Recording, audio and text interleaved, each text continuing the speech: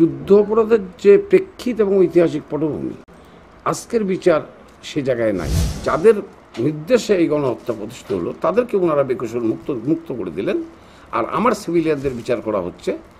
আমাকে যদি জিজ্ঞাসা করা হয় জাকপার সভাপতি হিসাবে, আমি বলবো এই বিচারের ন্যায্যতা নেই, এই বিচার আমি মানি না।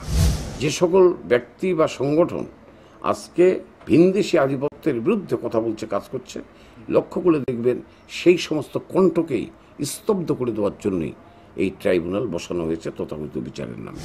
এবারই প্রথম বাংলাদেশে একটা গভর্নমেন্ট ক্ষমতায় এসছে, যেই গভর্নমেন্ট জনগণের সম্মতির ভিত্তিতে আসে নাই, একটা গ্রহণযোগ্য নির্বাচনের ভিত্তিতে আসে নাই, 111 ষড়যন্ত্রের সুড়ঙ্গ পথে হিন্দুস্থানের বস্তাভর্তি টাকায় তাদের পরিকল্পনায় গভর্নমেন্টকে ক্ষমতায় আনা হবে। মানে সেপ্টেম্বরটা পুরো হবে গণসংযোগ, অক্টোবরের শেষের দিকে ঢাকার সমাবেশ থেকে যদি এর মধ্যে দাবি মানা না হয় তাহলে 18 দলের পক্ষে দেশনেত্রী বিজয় অর্জন না হওয়া পর্যন্ত একটা লাগাতার আন্দোলনের ডাক দেবে।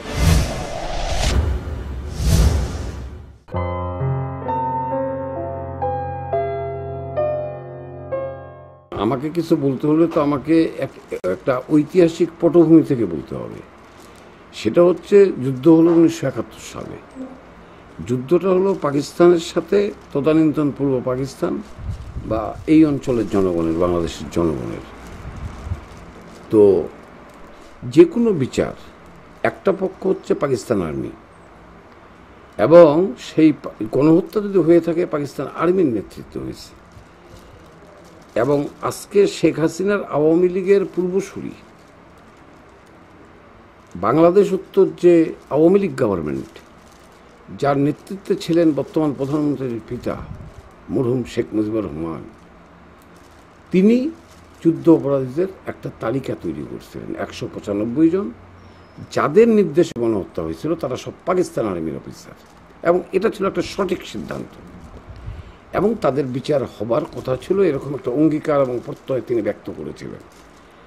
কিন্তু স্বাধীনতা যুদ্ধে হিন্দুস্থানের হস্তক্ষেপের সুবাদে তারা এই যুদ্ধটাকে ভারত এবং পাকিস্তানের মধ্যকার যুদ্ধ হিসেবে চিহ্নিত করে ওর ফায়দা নেওয়ার চেষ্টা করল, এবং তদানীন্তন প্রধানমন্ত্রী ভারতের ইন্দিরা গান্ধী এবং জুলফিকার আলী ভুট্টোর সিমলা চুক্তির সমঝোতার মধ্য দিয়ে বাংলাদেশ গভর্নমেন্টকে না জানাই ওই 195 জন সহ সমস্ত পাকিস্তান আর্মিকে ফেরত দেওয়ার সিদ্ধান্ত হয়, এবং শর্তহীনভাবে 195 জন পাকিস্তান আর্মির মুক্তি নিশ্চিত করা হয়, এবং পরবর্তী সময়ে বাংলাদেশ গভর্নমেন্টও এই সিদ্ধান্তকে অনুমোদন করে।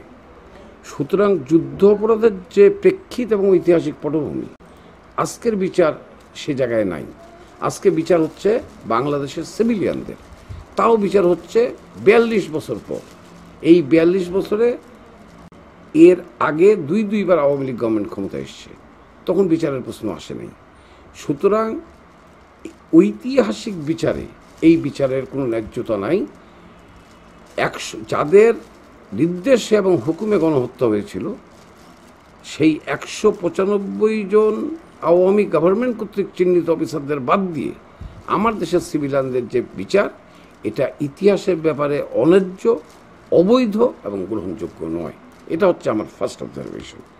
বিতর্ক তো আছেই, কাজেই বিতর্কটা রাজনৈতিক, এবং এই বিতর্ক ছিল, আছে এবং থাকবে।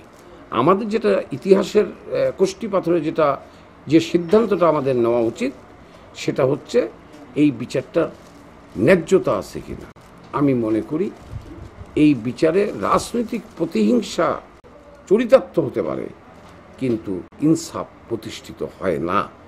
গভর্নমেন্ট যদি আন্তরিক হতো তাহলে তারা পাকিস্তানের কাছে 195 জন তালিকাভুক্ত অফিসারদের ফেরত চাইতে পারতেন, না শুনলে জাতিসংঘে যাইতে পারতেন।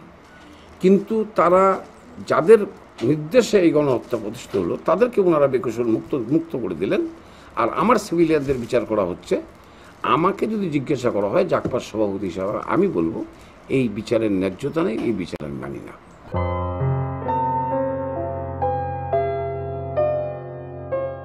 এই বিভক্তির যে প্রশ্নটি এসছে খুব সঙ্গত প্রশ্ন, কিন্তু এটারও আবার একটা হিস্টোরিক্যাল পটভূমি আছে।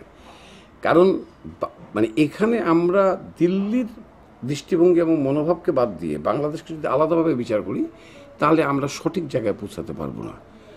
কারণ ৭১-এর যুদ্ধের পর থেকে দিল্লি কখনো চায় নাই বাংলাদেশ মাথা উঁচু করে দাঁড়াক। তারা এটাকে একটা করত রাজ্যের মতো করে রাখতে চেয়েছে, একটা বিকলাঙ্গ পঙ্গু রাষ্ট্র। আমাদের অর্থনীতি, রাজনীতি সর্বক্ষেত্রে তারা একটা ধ্বংসাত্মক অভিযান চালিয়েছে।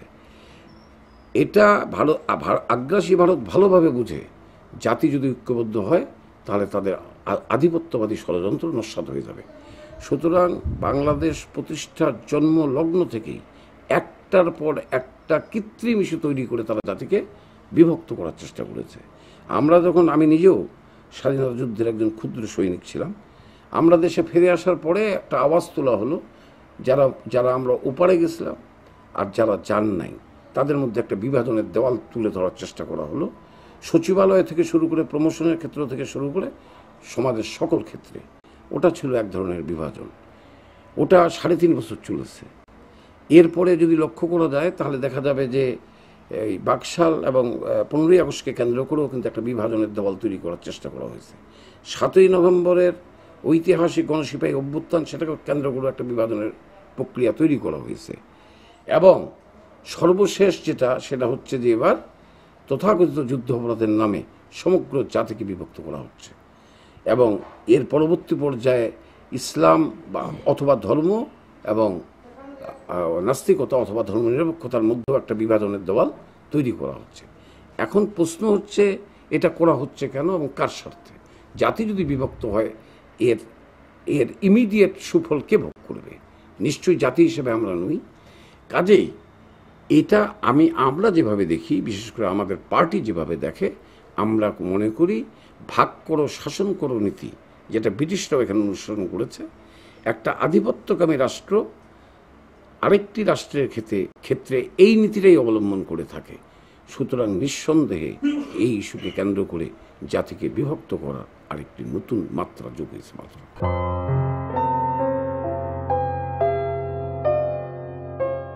আমি এর ন্যায্যতাই স্বীকার করি না। এই তথাকথিত বিচার আমি মানি না। আমি মনে করি বিচারের স্বার্থে এই বিচার হচ্ছে না। এটা জাতিকে বিভক্ত করো, জাতিকে পঙ্গু করো এবং প্রতিহিংসা চরিতার্থ করো। যে সকল ব্যক্তি বা সংগঠন আজকে ভিনদেশী আধিপত্যের বিরুদ্ধে কথা বলছে, কাজ করছে, লক্ষ্য করে দেখবেন সেই সমস্ত কণ্ঠকেই স্তব্ধ করে দেওয়ার জন্যই এই ট্রাইব্যুনাল বসানো হয়েছে তথাকথিত বিচারের নামে। সেখানে স্কাইপ কেলেঙ্কারি এতে নতুন মাত্রা যোগ করছে। এর মধ্য দিয়ে প্রমাণিত হয়েছে যে বিচারকরা নয়, রায়গুলো হচ্ছে রাজনৈতিক সিদ্ধান্তের ভিত্তিতে। কিন্তু মনে রাখতে হবে যে আমাদের প্রথম থেকেই, এক্ষেত্রে আমি আমার রাজনৈতিক বন্ধুদের উদ্দেশ্য বলতে চাই, যারা অ্যাটলিস্ট আওয়ামী গভর্নমেন্টের বিরুদ্ধে লড়াই লিপ্ত আছে, তারা কিন্তু প্রথম থেকে এরকম একটা পরিষ্কার অবস্থান নিতে পারেন নাই।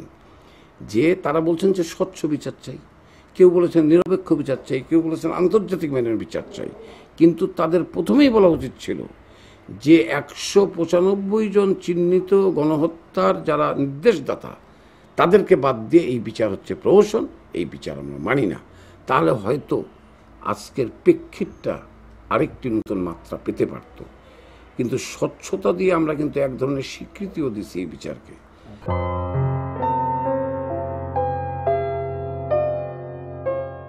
এবারই প্রথম বাংলাদেশে একটা গভর্নমেন্ট ক্ষমতায় এসছে, যেই গভর্নমেন্ট জনগণের সম্মতির ভিত্তিতে আসে নাই, একটা গ্রহণযোগ্য নির্বাচনের ভিত্তিতে আসে নাই।